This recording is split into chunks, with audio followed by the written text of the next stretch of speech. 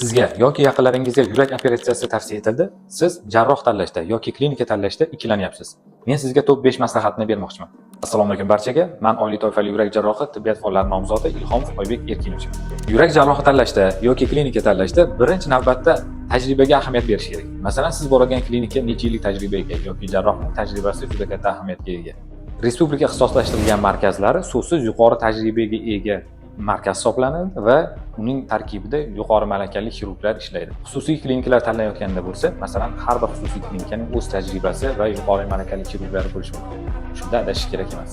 Ikkinchi navbatda operatsiya turiga qarab yo'nalishni to'g'ri tanlov qilish kerak bo'ladi. Mana masalan, kimdir aorta koronar shunklash operatsiyasini, qaysidir klinika klapan saqlovchi operatsiyalarni, qaysidir klinika tug'ma nuqsonlarni, qaysidir klinika aorta ravog'ida bajariladigan operatsiyalarni juda mukammal bajaradi.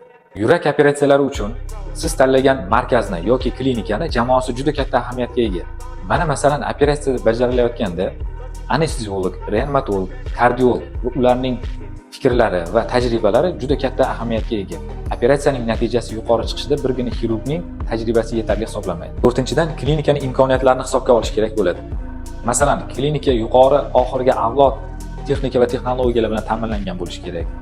Eng oxirgi avlod kompyuter tomografiyalari, exokardiografiya apparatlari, operatsion jihozlar bilan ta'minlanganligi operatsiyaning sifati va yuqori darajada mukammal bajarilishiga kafolat hisoblanadi. Sizning yuragingiz operatsiya bo'ladigan markaz, klinika va jarrohning natijalari haqida fikrlar va kommentariyalar bilan ko'proq tanishib chiqishingiz kerak bo'ladi.